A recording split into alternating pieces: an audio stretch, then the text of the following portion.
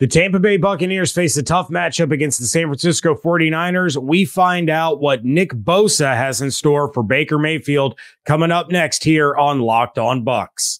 Your daily Tampa Bay Buccaneers podcast, part of the Locked On Podcast Network, your team every day.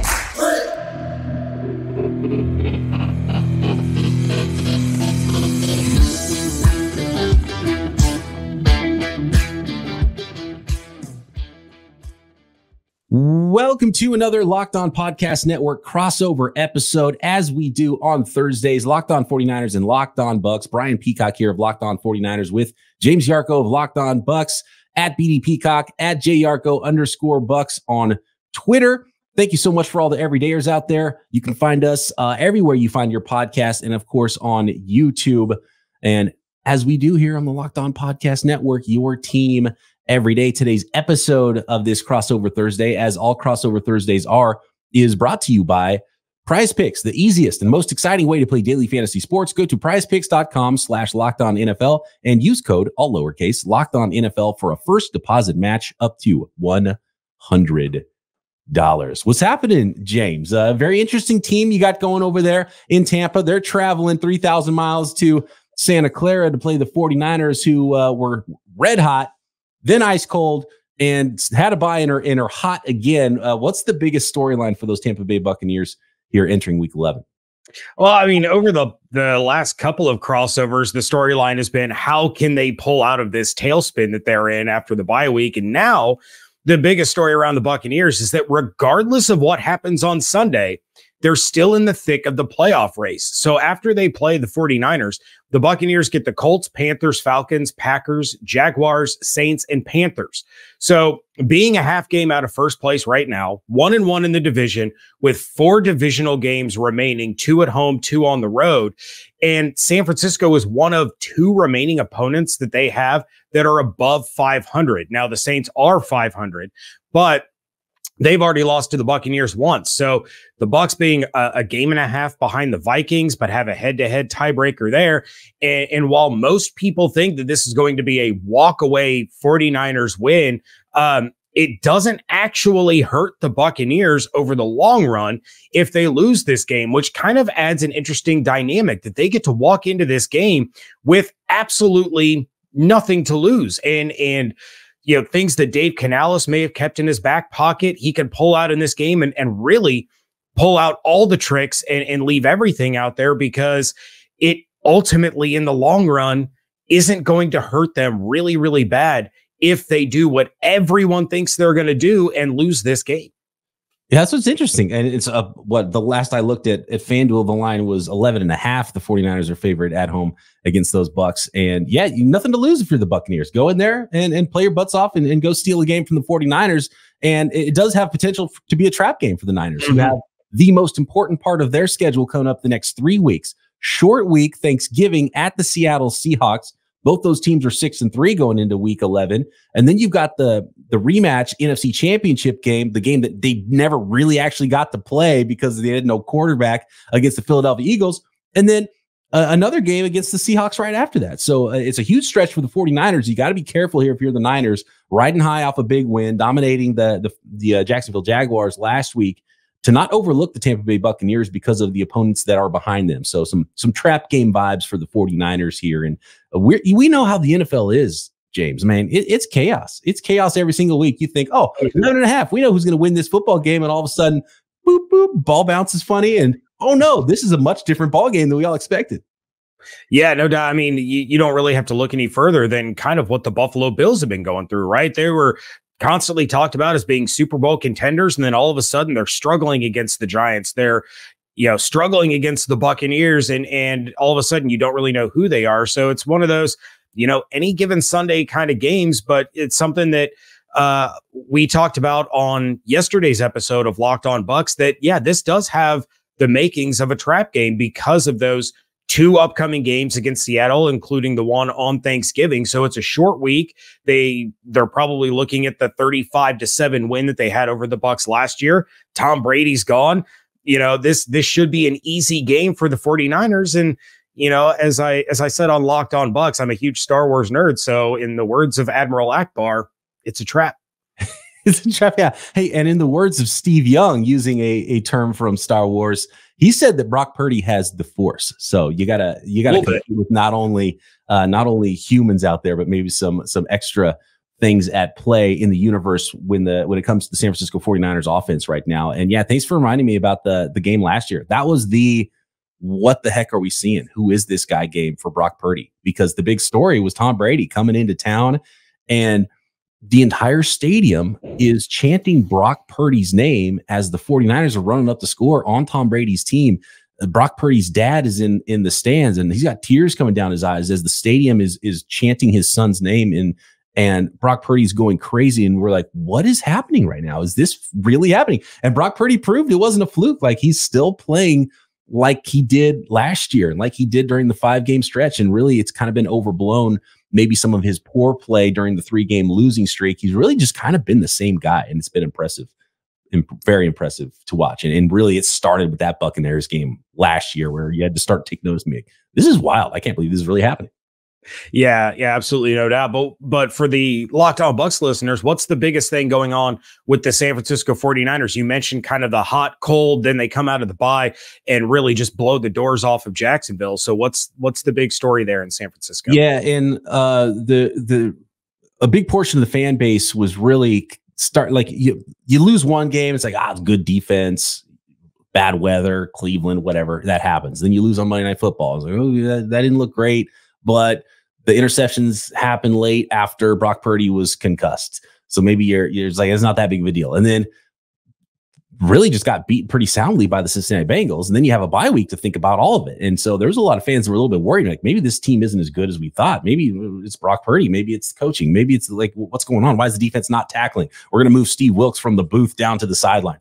And then after the bye week, they go to Jacksonville and just completely thump the Jaguars and look exactly like the team we saw in the first 5 weeks that looked almost unbeatable. So right now, I think 49ers fans, I think probably inside the building, they're kind of riding high right now and really confident coming into this matchup in week 11, which you don't want to be overconfident for, as we just mentioned, because you have to avoid that trap game. The Bucs have been a weird team because I covered the entire NFL here on the network doing the Peacock and Williamson NFL show, and I watch as much football as I can. And I've seen a lot of Buccaneers, but I haven't seen every snap of every Bucs game.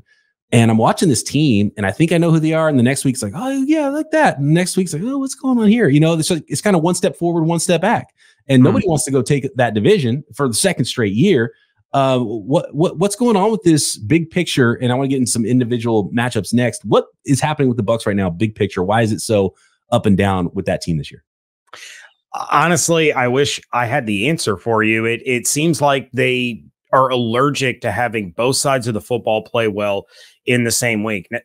Now, you saw glimpses of it against the Titans. You saw glimpses of it against the New Orleans Saints, where the defense held both of those teams out of the end zone. The Buccaneers were able to put up solid points, but then, you have a week like the Houston game where they put up 37 points and still lost. And it snapped a 35-game win streak when the Buccaneers scored 37 points or more.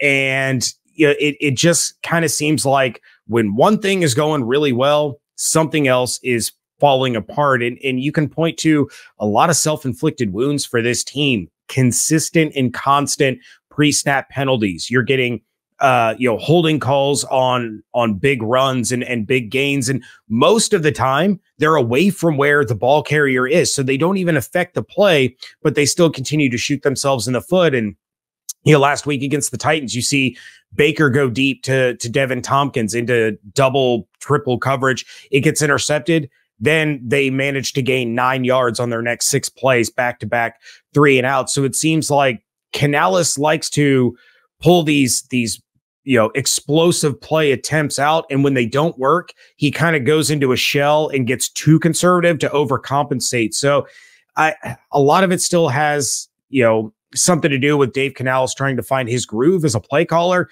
But on the flip side, there's no excuse for the defense, who has been together as long as they have, to play as poorly as they have over stretches of time. All right, some specific matchups we got to get to in this game. Nick Bosa versus Baker Mayfield. It dates all the way back to their college days. And how the heck did the 49ers defend Mike Williams, and a whole lot more coming up next. Today's episode of Locked On 49ers and Locked On Bucs is brought to you by DoorDash. Is it the 2-minute warning? Well, that's time. That's a warning timer for ordering yourself some DoorDash. Did the game go to timeout? Well, that's another time to order DoorDash. Is it halftime? That's ordering time with DoorDash. You got it. That is your cue for ordering in when you are watching your favorite team play NFL football this Sunday. For me, the best football food that I know of in the city of San Francisco is the Kezar Pub, the Bullet Bourbon Wings. They're my favorites. James, what's the go-to in Tampa to DoorDash?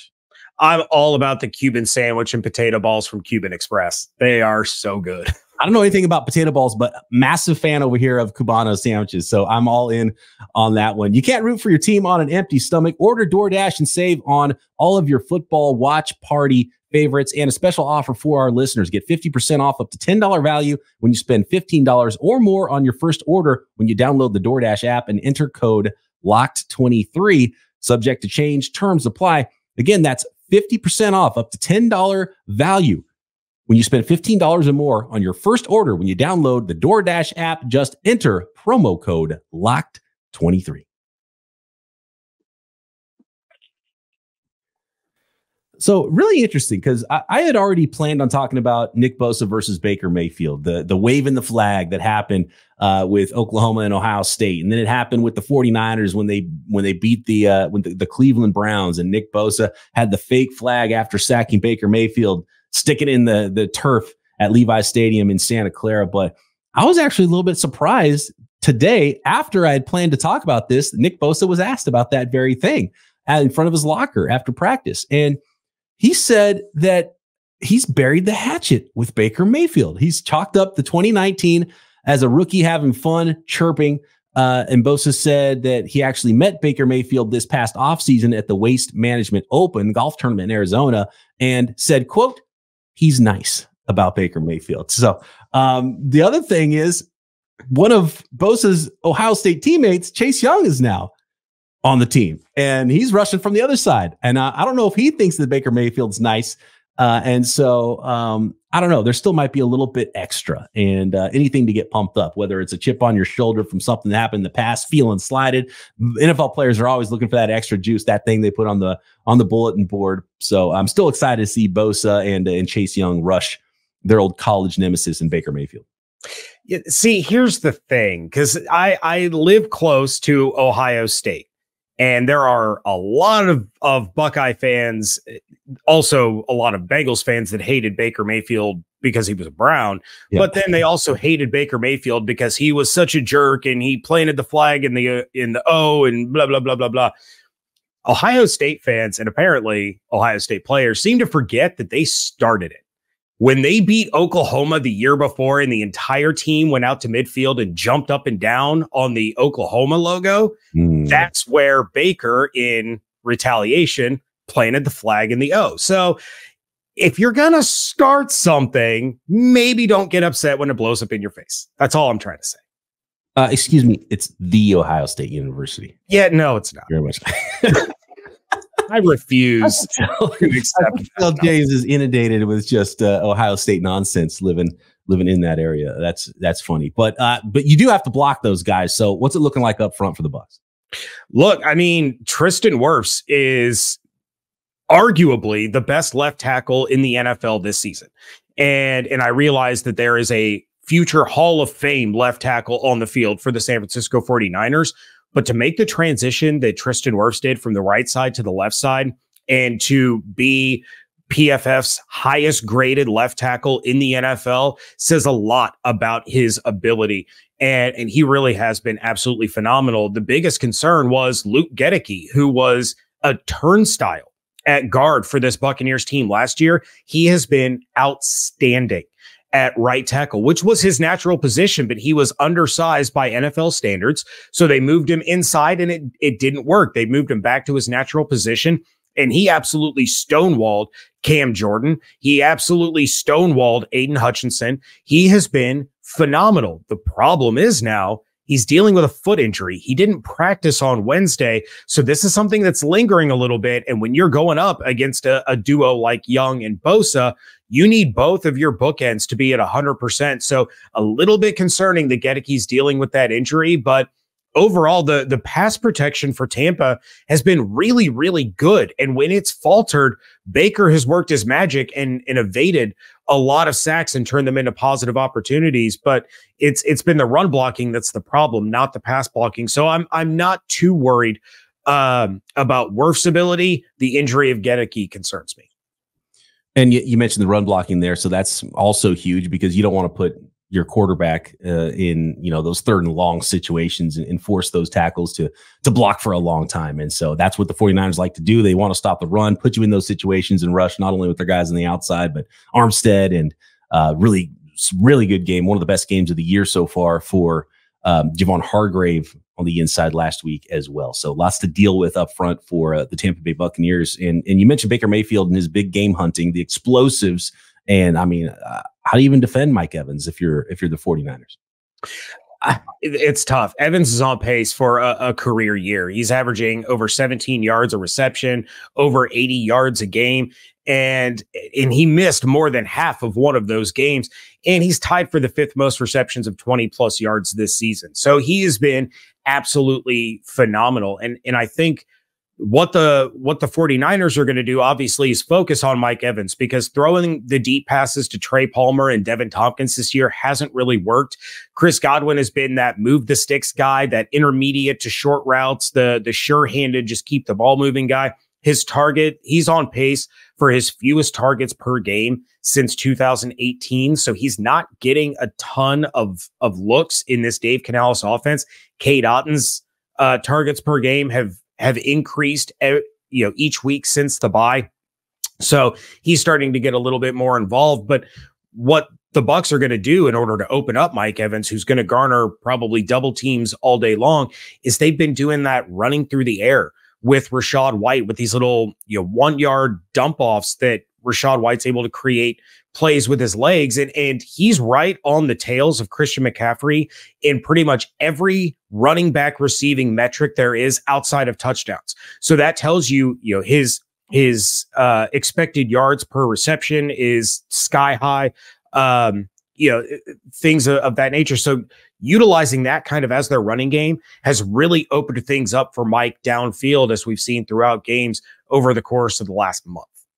So stay on top of Mike Evans, tackle Rachaad White in the short passing game. That's sounds like some pretty big keys for the 49ers. I like the matchup of Charvarius Ward just because he's a bigger corner against Mike Evans, but I have a feeling, and it looks like the 49ers after the bye made a switch to putting Deommodore Lenoir inside in the slot in place of Isaiah Oliver and utilizing the number 20, Ambry Thomas, on the outside. I have to imagine they're going to want to attack that side of the field and get Mike Evans on Ambry Thomas. So probably a lot of Tashawn Gibson over the top. We'll see how that ends up working out. But it's a really fun matchup. And the number 20 might have a target on his back in this game. I have a little bit of a feeling, because I'm not sure if the Jaguars expected necessarily, or if Lawrence had the time to really throw much down the field. And so with this group up front for the Bucs, they might have a little bit more chance to get the ball out down the field and create some of those big plays.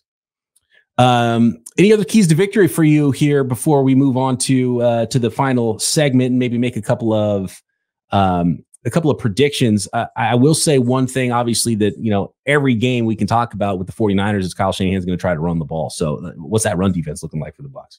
The run defense has been absolutely fantastic. And yeah, there's going to be a lot of pressure on Devin White and Levante David to really keep McCaffrey in check. And something that 49ers fans may not know is back when Christian McCaffrey was with Carolina, there was a mic'd up segment that was released where Devin White was the one that was mic'd up, and Christian McCaffrey came up to him after he had been stuffed by Devin 2 plays in a row, and he goes, you're the best linebacker in the NFL, right?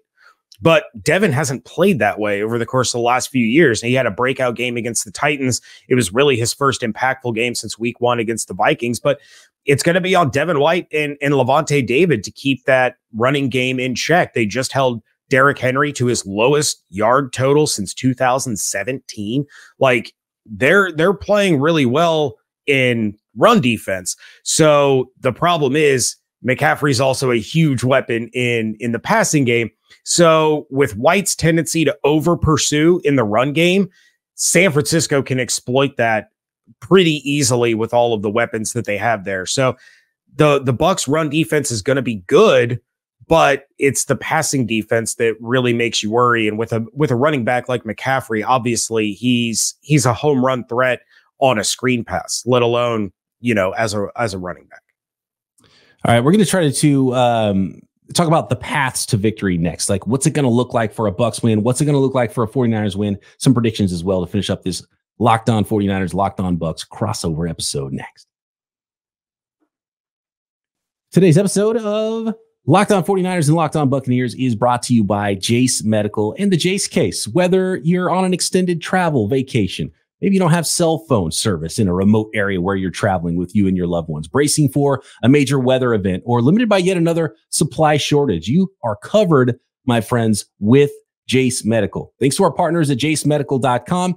Life-saving antibiotics and a long list of daily medications can be ordered in a 1-year supply. Even ED generics like Cialis, Viagra, and more prescriptions are available. All you got to do is go online right now at jacemedical.com to receive your 12-month supply on your daily medication. Remember to use promo code LOCKEDON at checkout as well for a discount. And what one verified customer said about Jace is, quote, "I'm thankful for this service. Supply chain issues caused me to cut my pills in half just to have them.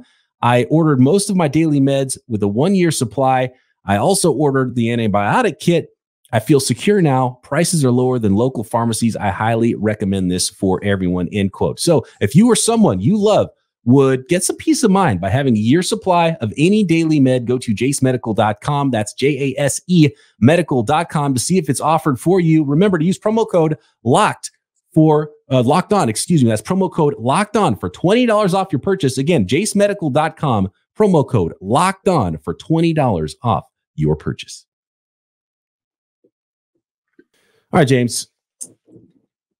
One thing I like to ask the opposing hosts when we're doing our crossover episodes is, we talk a lot about the big names, but are there any secret superstars on the Buccaneers? Maybe a player that can make a play here or there that not a lot of people know nationally that 49ers fans might want to look out for on Sunday?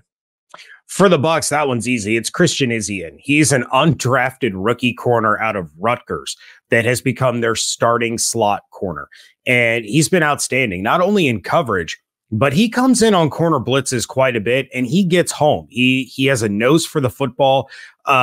He was the one, I don't know if Niners fans will remember or paid attention, but back in week 1, the Bucs got an interception where KJ Osborne had the ball literally stripped out of his hands at the goal line. That was Christian Izien. Those are the kinds of plays that he has made this year. So he's not only good in coverage, he's good against the run. He comes in on blitzes and he gets there quickly. So he is absolutely, kind of that, not Mike Evans, not Antoine Winfield Jr. or Devin or Vita or those guys, but he's a name that you're going to hear a couple of times on Sunday for good reasons for the Buccaneers.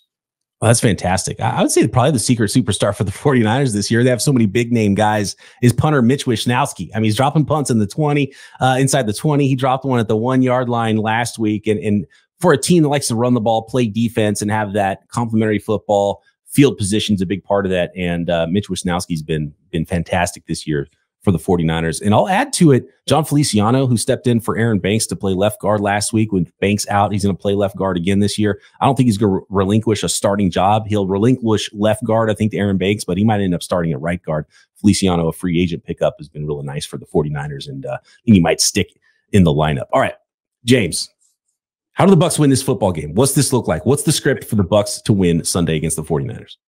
I mean, honestly, it's really, really simple. They have to be perfect. What's easier than that? Be perfect. They can't hurt themselves with pre-snap penalties like they have all year long and stalled promising drives. If they take a deep shot, it has to connect, which is also not something that has gone very well for the Bucs offense this year. And if the defense has an opportunity to take the ball away, it has to happen. They got an interception last week against the Titans, but they dropped 3 interceptions. You can't do that against the 49ers. You can't give them a second life on these possessions. If you can take the ball away, you have to. And the Bucs have been one of the best teams in the NFL this year in turnover differential. But against the 49ers, you can't squander those opportunities. So if they can combine the offense that they had against Houston or New Orleans with the defense that played last week against the Titans or even against the New Orleans Saints, they actually have a chance. And we've talked a little bit about that game last year in San Francisco. In that game, the Buccaneers were missing Tristan Wirfs, Mike Edwards, Sean Murphy-Bunting, Shaq Barrett, Antoine Winfield Jr. Vita Vea got hurt 4 plays in. Jamel Dean left the game with an injury. So it's not going to be as decisive of a blowout as it was last year when the Bucs are missing that many key players going up against the 49ers. That's not happening this year. So, I'm not saying that it can't be a blowout, but they're not relying on second and third stringers. They're not relying on practice squad guys the way that they had to last year. So if the Bucs can play a complete complementary game combined with maybe that outside chance that we talked about, that San Francisco is looking a little bit ahead to that 3-game stretch that they have starting on Thursday, the Bucs stand a small chance. I've got it 24-13 49ers, and which is a half a point off of that 11.5 line right now, looking at FanDuel. In the path for the 49ers is don't get down early. They've been amazing front runners this year, and they want to bully you, and they want to be able to use all of their arsenal on offense and have the lead, and then lean on you with the lead, and then come get you, make you one-dimensional with the pass rush, right? That is the MO. That's what they want to do. That's what they've done amazingly in all of their wins, and they've dominated most of those football games. And in their losses, they've gotten down early. So for the Bucs, I think it would be, you get up early on the 49ers and try to make them one-dimensional and see if you can force Purdy into some mistakes, because that seems like the real path for the 49ers, because when they're playing that complementary brand of football and they have a lead and they've done really well getting points on opening drives this season, then it just makes it that much more difficult for their opponents. So that's what I'm looking at for the 49ers. I like the Niners in this one. I've got them by 11. So you still might want to sneak in and get that number, especially if it creeps up over 11.5, because people really like betting on the 49ers this year. Even after their 3-game skid, James, the Niners were still the 3rd highest team with 6-1 odds at FanDuel to win the Super Bowl. Like, that didn't even drop. I was expecting to get a better number, and it didn't really go anywhere. Like, everyone's just betting on the 49ers, which is why the lines are so big every week. So maybe you get an extra bonus. Maybe that half a point will come into play. Final predictions for you, James.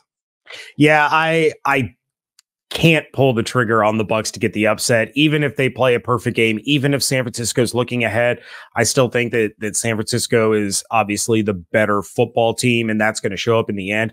The Buccaneers are allergic to getting an early lead, so the 49ers are probably going to be playing from a position of power through most of the game, but I do have it much closer than you do. I've given the Bucs an extra touchdown, so I have the 49ers winning 24-20.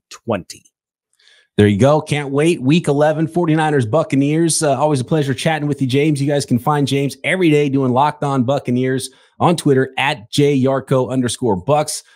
Brian Peacock here of Locked On 49ers at BD Peacock. And check out the Peacock and Williamson show, breaking down the entire league also daily right here on the Locked On Podcast Network. Subscribe on YouTube and everywhere you get your podcasts.